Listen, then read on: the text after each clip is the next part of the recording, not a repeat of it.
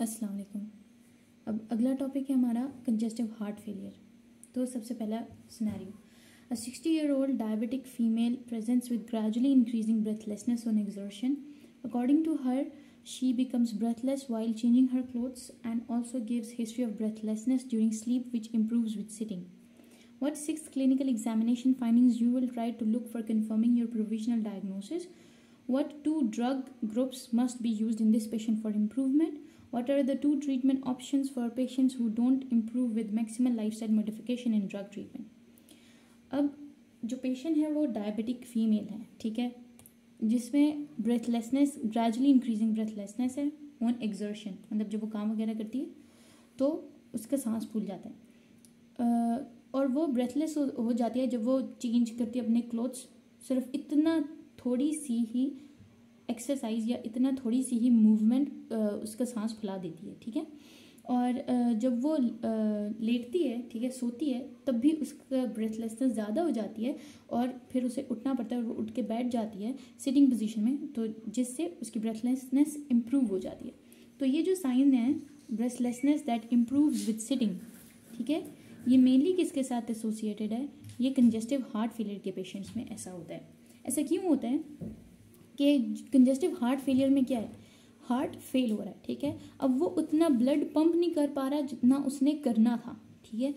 तो जब बंदा लेटता है ना, तो हमें पता है कि ग्रेविटेशनल पुल होती है, तो जो ब्लड है उसकी पुलिंग होने लग जाती है। अब तो हार्ट भी फेल कर रहा है और वो उतना ज़्यादा पंप नहीं कर सकता, तो ब्लड की पुलिंग होने लग जाती है लंग्स में, ठीक है, और पल्मोनरी कंजेशन हो जाती है, जिसकी वजह से ब्रेथलेसनेस वर्सन हो जाती है ड्यूरिंग द स्लीप।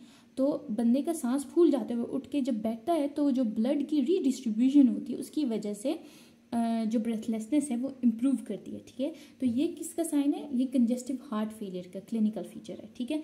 तो हम और क्या क्या क्लिनिकल एग्जामिनेशन फाइंडिंग्स हमें मिल सकते हैं इस डायग्नोसिस को कंफर्म करने के लिए? जुगुलर वीनस डिस्टेंशन मिलेगा जो इंडिकेट करता है कि सेंट्रल वीनस प्रेशर बढ़ चुका हुआ है, ठीक है। पेरिफेरल एडीमा होगा, swelling of the legs and ankles. ये क्यों होगा? क्योंकि ब्लड उतना पंप नहीं कर पा रहा ब्लड और पुलिंग हो रही है ब्लड की वेन्स में। Crackles on lung auscultation. Crackles क्यों मिलेंगी? पल्मोनरी एडीमा की वजह से। अब फ्लूइड जो है, जो ब्लड है वो एक्युमुलेट हो रहा है लंग्स में। थर्ड हार्ट साउंड S3 गलो, ये भी एक फाइंडिंग है किसकी? कंजेस्टिव हार्ट फेलियर की। डिस्प्लेस्ड एपिकल पल्स, ठीक है, जो एपेक्स बीट है वो डिस्प्लेस होगी, PMI, और पल्मोनरी कंजेशन होगी, ठीक है।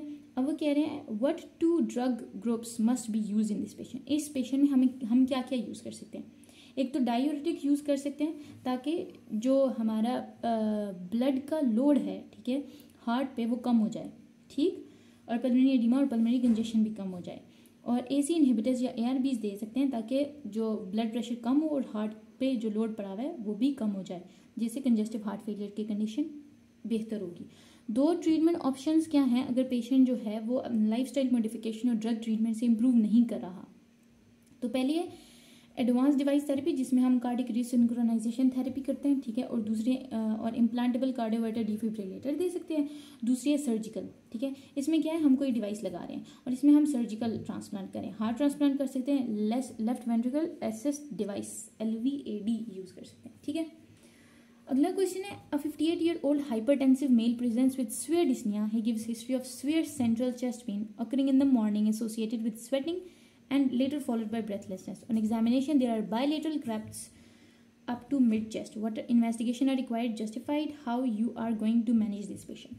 अब इस पेशेंट में बहुत severe dyspnea है, ठीक है, और उसमें हिस्ट्री है सेंट्रल चेस्ट पेन की, जो कि सुबह ज़्यादा होता है और associated with sweating and later followed by breathlessness. तो ये क्या है? एंजाइना के साथ स्वेटिंग एंड ब्रेथलेसनेस। जो स्वेटिंग है जो कि एसोसिएटेड रहती है, इसको डायफरेसिस कहते हैं, ठीक है, और साथ में ब्रेथलेसनेस भी है उसको बहुत ज़्यादा। और बायलेटरल क्रैप्स हैं, किस वजह से? क्योंकि फ्लूइड की एक्युमुलेशन हुई है लंग्स में, ठीक। तो ये किसको बताता है? ये सिनेरियो क्या बताता है कि जो पेशेंट है वो कंजेस्टिव हार्ट फेलियर का पेशेंट है, ठीक है। और हम इन्वेस्टिगेशंस क्या क्या करेंगे इसको जस्टिफाई करने के लिए? हम ये सारी इन्वेस्टिगेशंस करेंगे। चेस्ट एक्सरे करेंगे जो हमें बताएगा कि कार्डियोमेगली तो नहीं हुई, प्रोमिनेंट इंटरस्टिशियल मार्किंग्स उसकी बताएगा, प्लूरल इफ्यूजन का बताएगा। ECG करेंगे, BNP करेंगे, ठीक है, और जो है रेडियो न्यूक्लियोटाइड वेंट्रिकुलोग्राफी करेंगे, कार्डिक कैथेटराइजेशन, स्ट्रेस टेस्टिंग मतलब स्ट्रेस ईसीजी करेंगे, और सीबीसी भी सबसे पहले परफॉर्म करेंगे। ठीक हो गया। How you are going to manage this patient, हम सबसे पहले लाइफस्टाइल मॉडिफिकेशन करेंगे, सोडियम रिस्ट्रिक्ट करेंगे, फ्लूइड रिस्ट्रिक्शन करेंगे, ताकि पहले उसका फ्लूइड रिस्ट्रिक्शन ज़्यादा है, हम वर्कलोड हार्ट पे नहीं बढ़ाना चाहते। वेट रिडक्शन करेंगे, स्मोकिंग सिजेशन और अल्कोहल को रिस्ट्रिक्ट करेंगे। हम ड्रग्स कौन कौन सी देंगे, डायूरेटिक्स, लूप डायूरेटिक्स, ताकि फ्लूइड ओवरलोड को कम किया जा सके। एसी इनहिबिटर्स और एआरबीज हाइपरटेंशन को कंट्रोल करेंगे। जब हम ब्लड प्रेशर को कंट्रोल करेंगे तो हार्ट पे जो लोड है वो कम हो जाएगा। बीटा ब्लॉकर्स देंगे, एल्डोस्टेरोन एंटागोनिस्ट देंगे, हाइड्रोलाजीन और नाइट्रेट्स दे सकते हैं। मैकेनिकल इंटरवेंशन या सर्जिकल इंटरवेंशन क्या कर सकते हैं हम, कोरोनरी आर्टरी बाईपास, ठीक है, इम्प्लांटेबल कार्डियोवर्टर डिफिब्रिलेटर, ठीक है, dual chamber defibrillator, intra aortic balloon pump और एक्सटर्नल बैटरी ऑपरेटेड हार्ट। ठीक हो गया, हार्ट ट्रांसप्लांट, ये सारी चीज़ें हम परफॉर्म कर सकते हैं उसके लिए। अगला क्वेश्चन है 50-year-old man, a known case of ischaemic heart disease and diabetic mellitus seen in emergency with acute history of shortness of breath and profuse sweating. On examination is blood pressure is 170/110, इसका hypertensive है, sinus tachycardia and rate is 120 per minute. His JVP is not raised and bilateral fine crepitations are present up to mid zone of chest. So what is the most likely diagnosis? Congestive heart failure. ठीक है, heart failure है इसलिए profuse sweating हो रही है, breathlessness है, ठीक है, और ब्लड प्रेशर भी ज़्यादा हो गया और फाइन क्रेप्स हैं। ठीक है, फाइन क्रेप्स क्या इंडिकेट करें कि पल्मोनरी कंजेशन हो चुकी हुई है।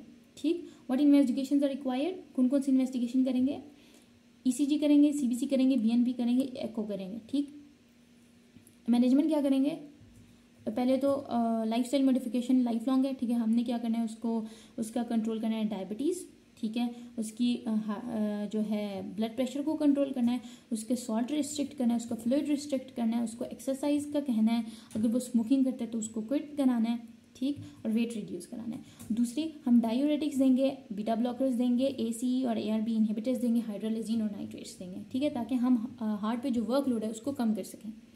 मैनेजमेंट क्या करेंगे, बल्कि ये मैनेजमेंट हो गई। ठीक है, A 65-year-old diabetic for 35 years presents with shortness of breath and orthopnea. He has got previous history of shortness of breath on examination. Pulse is 100 per minute.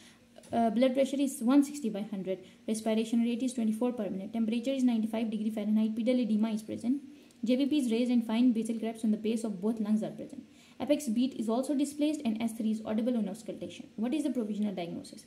अब जो apex beat displaced और S3 गलोप है, ये किस में present होता है, congestive heart failure में। जेवीपी भी रेज है, बेसल क्रैप्स हमें अब मिल रहे हैं दोनों लंग्स में। ठीक है, पिडल एडिमा भी है, क्यों, क्योंकि कंजेस्टिव हार्ट फेलियर हो गया पेशेंट में। ठीक, सारे साइंस वही हैं। तो प्रोविजनल डायग्नोसिस क्या है, कंजेस्टिव हार्ट फेलियर। इन्वेस्टिगेशन क्या करेंगे, ईसीजी करेंगे, सीबीसी करेंगे, एको करेंगे, बीएनपी करेंगे, ठीक है, और बाकी वेंट्रिकुलोग्राफी करेंगे, कार्डिक कैथेटराइजेशन करेंगे, ठीक है, स्ट्रेस टेस्टिंग भी कर सकते हैं।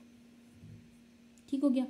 5 drugs to be given in this patient, कौन कौन से देंगे, डायूरेटिक्स, ठीक हो गया, beta blockers, ACE inhibitors, ARBs, ठीक है, हाइड्रोलाजीन और नाइट्रेट्स। ठीक हो गया। अगला क्वेश्चन है, a poorly controlled hypertensive patient is come with progressive dyspnea on exertion. अब बहुत ज़्यादा ब्रेथलेसनेस है जब भी कोई काम करता है तो on examination there is third heart sound, S3 के लोग किस में मिलता है, कंजेस्टिव हार्ट फेलियर में, and few basal crepitations. What is the most likely diagnosis? Cause of this his symptoms? Congestive heart failure. How will you confirm the diagnosis? कैसे confirm करेंगे? ECG, CBC, BNP, echo, ventriculography, cardiac catheterization और stress testing. Name 4 drugs which may be useful for him. कौन से 4 drugs हैं? Diuretics, beta blockers, AC inhibitors, ARBs, ठीक है, hydralazine और nitrates. अगला क्वेश्चन है, 50-year-old person presents in emergency ward with severe dyspnea. On physical examination, his pulse is 110 per minute. Pulse भी high है. Lying down, BP is 110 or 70. ये कम है. His chest is full of fine crepitations without any wheeze. Percussion note is dull on both bases. क्यों dull है? क्योंकि fluid ज़्यादा है. Pulmonary congestion है. Heart sounds are normal except gallop without any murmur. अब gallop क्या होता है? एक्स्ट्रा साउंड, S3 और S4. मरमर क्यों नहीं है? मरमर होता है एक वूशिंग साउंड, तो वूशिंग साउंड नहीं है, ये लब डब की तरह वाली साउंड है जो कि उनके बाद आ रही है। ठीक है, investigations are as follows, HB 13.5, creatinine का भी उन्हें बता रहे हैं इंजेक्शन फ्रैक्शन 30%, इंजेक्शन फ्रैक्शन बहुत कम हो गई है। How will you manage this patient, हम उसको एडमिट करेंगे, ठीक है, उसको आईवी लाइन उसकी मेंटेन करेंगे, ऑक्सीजन देंगे, थेरेपी देंगे, और साथ में क्या क्या करेंगे, और साथ में डायूरेटिक्स देंगे, बीटा ब्लॉकर्स देंगे, एसी इनहिबिटर्स और एआरबीज दे सकते हैं, ठीक है। और अगर फिर भी इसकी कंडीशन इंप्रूव ना करे तो हम सर्जिकल इंटरवेंशन की तरफ जाएंगे। ठीक हो गया, तो ये हमारा कंजेस्टिव हार्ट फेलियर का टॉपिक कंप्लीट हो गया। Thank you so much. अगर आपको ये वीडियो पसंद आई हो तो please like, subscribe and share. अल्लाह हाफिज़।